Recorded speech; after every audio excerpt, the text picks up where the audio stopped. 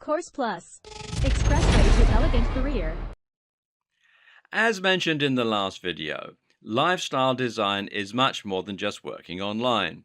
Rather, it's just about putting your lifestyle first and your career second. It's turning your priorities on their head, and it's recognizing that you don't have to live to work anymore. But the most obvious example of this is still working online. So, just to illustrate what most people will picture when you say the words lifestyle design, let's take a look at one particularly popular type of lifestyle, that of the digital nomad. So, what is a digital nomad? A digital nomad is someone who has completely rejected the conventional idea of working in an office or really of accepting any restrictions whatsoever.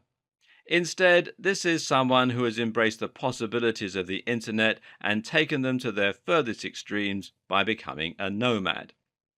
What this means is that the digital nomad is able to travel the world, stay on the move, and see lots of different countries and things.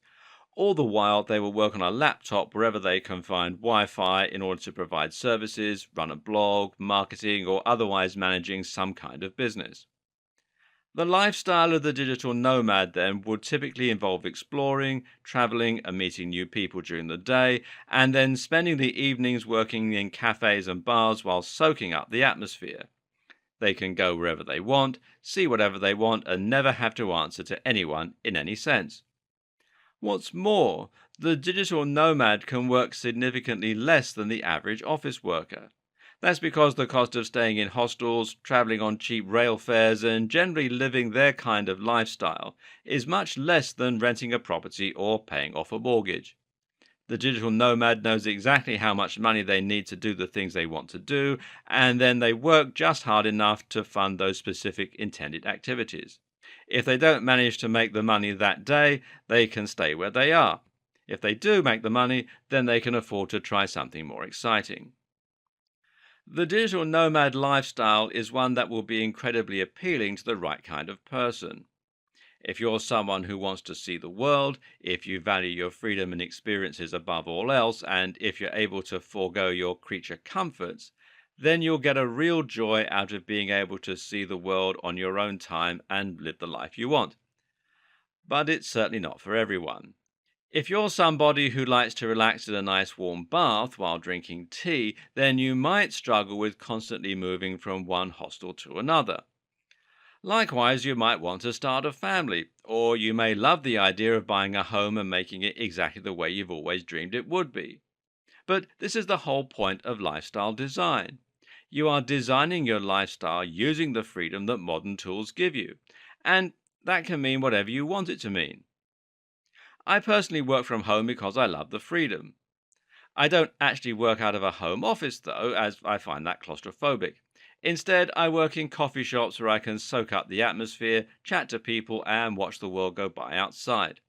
I meet friends for lunch often, and I come home early to work out. What's more, I'm constantly traveling. Now, I don't like the idea of being constantly away, and so I like to take lots of shorter trips instead of being constantly away for one long trip. There's nothing stopping me from being able to visit somewhere new for a long weekend, taking my laptop and working out there for Friday and Monday. I don't have to take time off, I don't have to ask anyone's permission. Being UK based, this year I've been to Dortmund in Germany, Cornwall, that's in the west of England, repeatedly, the Forest of Dean in Wales, Salou in Spain, Mauritius,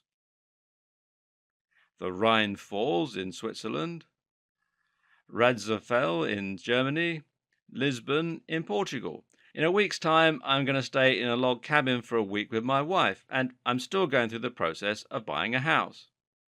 As I said earlier, I meet friends regularly for lunch, I take days off to pursue things I want to pursue, and I'm building a business and a brand that I'm really proud of.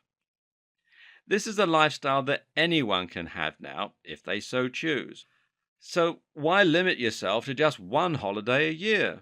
Why spend your life looking forward to the freedom you'll get from retirement rather than letting yourself experience life right now? But what if you don't want to give up the day job?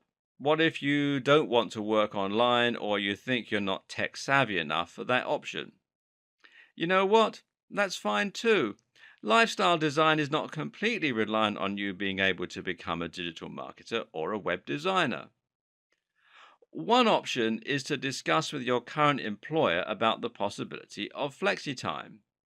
Express an interest in working from home whenever possible, or in having the freedom to come in an hour later and leave an hour later, or vice versa. And don't just take no for an answer. Explain how you can be more productive and demand to know why your boss is saying no, if indeed they are. At the very least, try to overcome the notion that a good employee should be willing to stay until 7 p.m. to finish their work. If it gets to the end of the day and you haven't finished yet, leave. As much as you might feel a pang of guilt at leaving your work unfinished, it's the burden of management to make sure that work is able to be completed in the time given. And if you're not able to do that, then they need to hire more staff, take on less work, or generally rethink. It's not your responsibility. And that's one of the few perks of being an employee. Better yet, though, is just to change your job altogether, but now to think of your work in an entirely different way. Instead of finding a job that will pay the most and potentially also involve taking on a lot of responsibility that you don't enjoy, instead think about what you want out of life and what kind of job will be best suited to giving you that. So, for example, this might mean becoming a rubbish collector. Being a rubbish collector is something that many of us wouldn't consider to be a good or glamorous job. But then ask yourself, why does a job need to be glamorous? Why does a job need to carry importance or respect? Why is it important to you that people sound approving when you tell them your job? Instead, focus on the actual merits of being a rubbish collector. You start work early but finish early, giving you plenty of time to exercise, engage in hobbies, or spend time with family. It's surprisingly well paid for what you're doing.